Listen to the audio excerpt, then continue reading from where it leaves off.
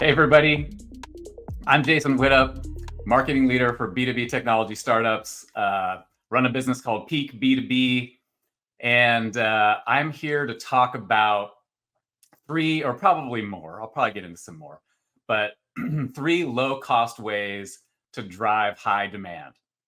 And I'll pre-apologize, I may cough a little bit. I just inhaled chickpea dust from this awesome snack that I was eating.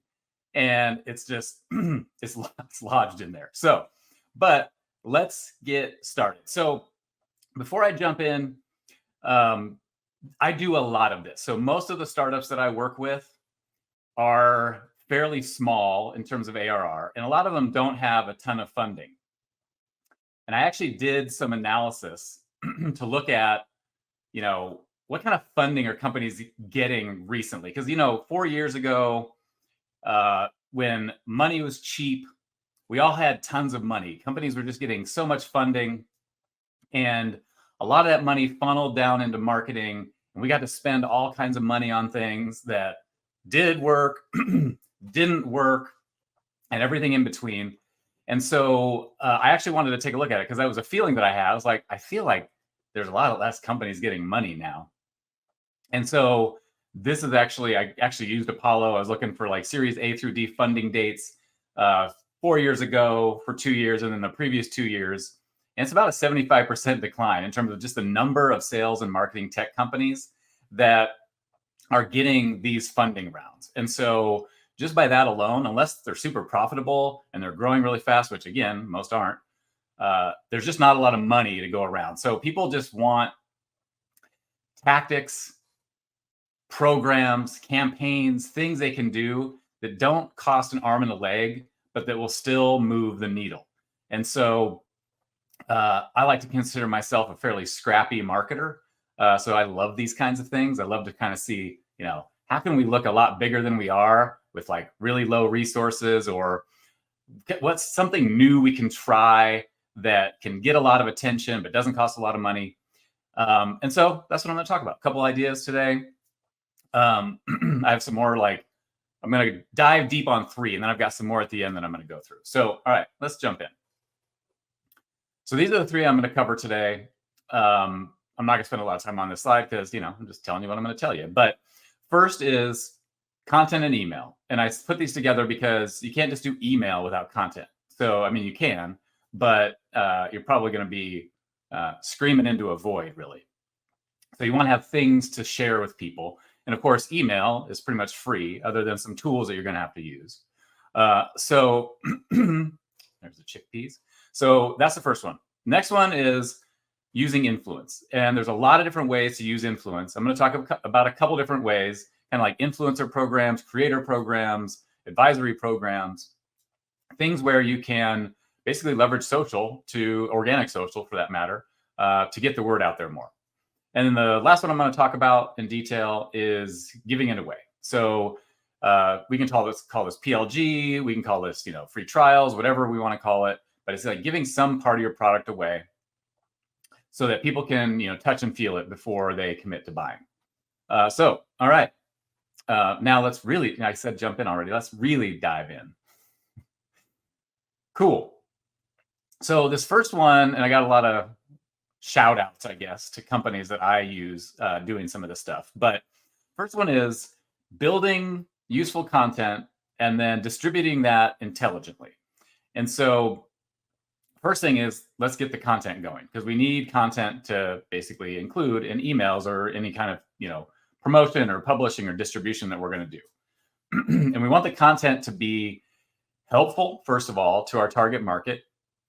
Everybody knows that. We don't want it to be salesy. It doesn't need to be about us. And we want it to be varied in terms of the types of content. We don't want to just focus on white papers. Does anybody do those anymore? Or webinars? I don't even think I list white paper on here. But so we want varied types of content, because we don't know what somebody's going to be interested in. And our ICP is going to be going to be varied themselves. Some of the ICP is going to want to maybe watch podcasts. Some are going to want to read stuff. Some are going to want to listen to things. And so we want to have content for all of them. So some of the easy things to do, well, I don't want to say easy, but some of the things that you can do. one-on-one interview style videos or podcasts, the best is to record a podcast using video. That way you have multiple types of content. And a lot of this is about repurposing too, which I get into the second bullet. But webinars, of course. If you're going to do webinars and even the interview style podcasts, depending on what you're doing, and in fact, a lot of these types of content, leverage your ICP experts and have them participate in content with you. That's a way to kind of get in front of them as well. So if you've got people in your ICP that are experts and you're doing a podcast or a webinar on something they're an expert in, welcome them on. Hey, we need your expertise. Give them some love. You get their content, their expertise. Also, you build a relationship with them. Guides. So like guides on how to do things, checklists. Tell me how to do something in my role. Benchmark reports. Everybody loves a benchmark report. They want to compare themselves to everybody else. So give them that. And if you have data that exists inside of your application, leverage that as much as you can. That's kind of first party data that nobody else will have access to. If you can make some insights about that, that's going to help your audience and your ICP, that's great. Expert how-tos. This can be done in lots of different formats of content, but the best is probably like written with instructions. And so it's like really detailed instructions on how to do something, not just like skimming the ocean and just kind of like, or skimming the surface. What am I talking about? Boiling the ocean, skimming the surface, not skimming the surface. You want to really get in deep and show people, even maybe with product, like screenshots and like really, really instructional detailed how-tos. Case studies, of course, that does dip into the product, but the more you can make your case study about your customer, the better. But obviously you want to showcase some of your products, but try to mix those up. Already talked about checklists, research reports. This is either doing primary or secondary research and coming together with something that can really help your prospect, your ICP, understand more about their world, understand more about their industry, something that just gives them some value in that way. And then something more fun thing. So get creative, like impromptu Q&A at things like events. Go to events where your ICP hang out. Do like little man on the street. Have somebody filming you. Have a microphone. When anybody sees somebody with a microphone and a camera crew, they're going to be more apt to talk to you. So just walk up to people, ask questions, get some content that way, and produce it. Once you have the content, then you want to break it up in ways so you can distribute it easily, but also lessen the burden on yourself. So this is all about content repurposing. You heard about this a lot, but there are tools that can help you do this. You don't have to do it yourself. So I use a platform called Video. I can upload an entire video, gigabytes of video, and it will break it up into meaningful highlight reels, moments, and it'll actually score it based on its kind of virality potential. And so I can pick from that. I can edit it from there. I can change it. I can, so that's really nice. Harmonic's another one that does that kind of stuff. Copy.ai can take full transcripts, blog posts, any AI really can take this, take these big pieces of content and you really hone in on the prompts that you want to use and get really good at AI prompts. You can tell it so many different things. I've been really surprised by the types of prompting you can do with AI. And get AI to produce really interesting content for you. And then I learned this from, I think, Marcel Santilli. But then use services like, or maybe it was, anyway, I can't remember. Sorry, I probably just didn't give that correct. But polish it up with services like Copy Ninjas. Brendan Hufford, I think that's who it was. Polish it up with services like Copy Ninjas, so it doesn't sound too AI-y. Because people can kind of sniff through that, and if you don't give it the right prompt, it's going to sound weird. And then distributing it intelligently. So using systems like Apollo, sending Apollo data to Clay, enriching it with AI, sending that to a tool like La Growth Machine or Ample Market or something like that, where you can run basically plays through email or through LinkedIn connection, then messages, voicemails you can actually send in LinkedIn through these things. You can use Smart Lead for this as well, but leveraging these platforms to distribute it intelligently. And what I mean by that is from an email perspective, so it doesn't get trapped into spam, you want every single email that goes out to be some kind of personalized. And I'm not talking industry and first name and that kind of thing. I'm talking leverage AI. What does this person do for their job title? What industry are they in? What are some learnings that you can take from your platform or from that piece of content and weave them into that person's industry and that person's job title.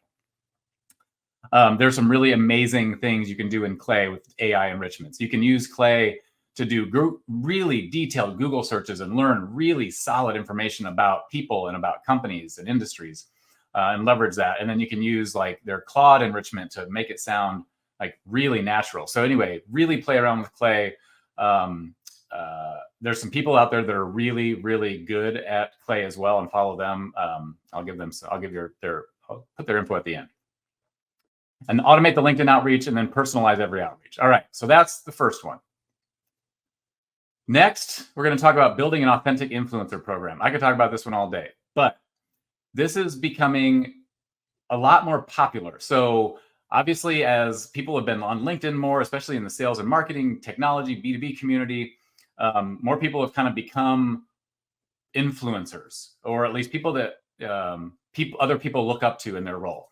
So you can build an influencer program either on your own, or which I kind of recommend, or using a platform like Limelight, or go full service with agencies like Amp Creative that Morgan runs, or Creator Buzz that Vin runs. And you can really do these in unique ways. So it's not like, oh, here's a sponsored post and, it's just so cringy and just like, oh, I can tell this person was paid for it. It's got to be really authentic. And there's ways of doing this. So first, you want to identify people in your ICP that are on LinkedIn or other social platforms that have some kind of following. Ideally, you get a couple of posts like this done by people that that have a following, so you have some examples that you can show. What I like to do is I draft a brief. It's just like a campaign brief of like, here's exactly what we're looking for. Here's how you can make it authentic. Here's how you can make it like really stand out and organic. And have people post in different ways. Have people come up with different types of posts. Again, get creative. People want to see different things here.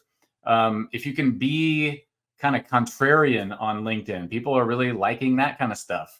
Get into fake fights on LinkedIn. Just like there's different ways that you can bring some of the B2C flavor over to B2B. People, unfortunately, like reality TV shows. They like things like that. And this is a way to kind of show people, give them a lens that they can see your product through different people's eyes. And the more authentic you make it, the better. Another way you can do this is actually, if your product is right, even if it's in B2B, you can leverage B2C creators and have them create content for you as well. And there's a platform called Creator.co that I've used with a couple of clients. And it's TikTok, Instagram, people that aren't even in B2B, but they can make really interesting videos and they can make them go viral, and for really not a huge cost. Again, you have to be in the right industry. One of my clients was in a time tracking platform industry. So they were selling to like construction companies and just kind of like deskless workers. And so it was just kind of an interesting fit. We could find other business owners that had a need for time tracking software and get them to do like videos about this platform.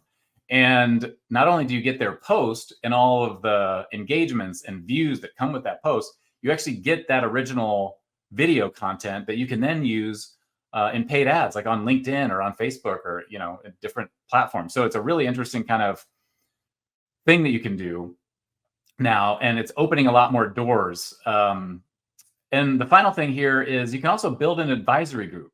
And I've done this with a client as well, where you're getting people who have some influence on LinkedIn and you're showing them the platform and you're asking them to become part of an advisory community for this product. And through that, they get to use the product for free. They get special help with the product, but they also, you're creating a community of, 20, 30 marketers maybe, or salespeople or whatever you're selling to. And they can help you actually move the product forward, give you ideas. You're giving them value. They're giving you value. So it's an interesting kind of exchange that you can do with that as well. All right, I got to keep running. So the next one is give it away. So have a free version of your trial, or it means free version or a trial of your product. Hey, look at this. It's MetaMatch. I think I had a hand in that one.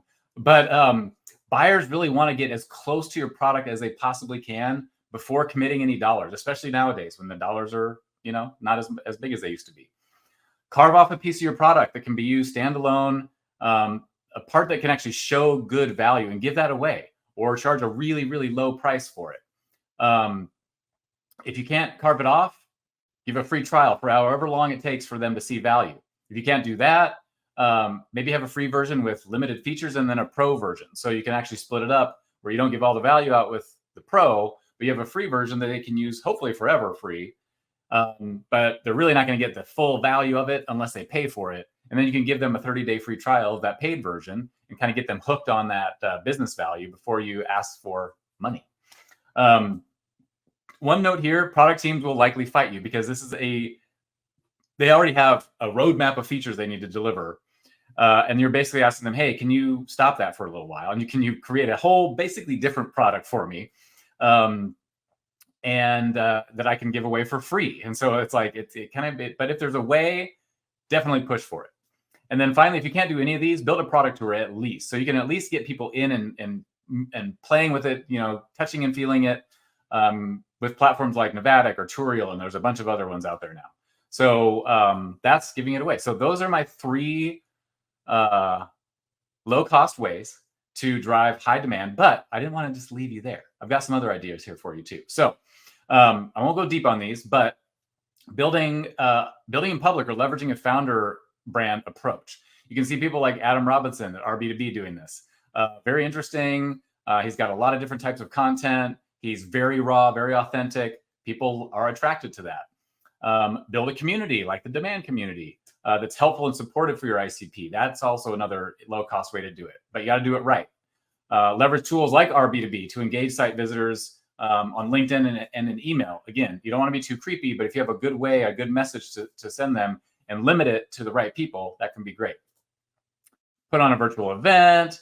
That's also another low-cost way. And there's costs associated with it if you do it right, but it's fairly low cost. Creative partnerships with other companies. You can do co-marketing, very smart, highly personalized email. And then this is also can spend some money, but unique, clever, but inexpensive gifts. So if you can really be clever and think in creative ways about gifting, you can keep the cost down and keep the intrigue kind of high. So, with all that said, that was a rush through my 3 low-cost ways to drive high demand, plus a little bit of extra for you. Thanks for listening. Thanks for joining Demand this year. And I hope you're having a great time.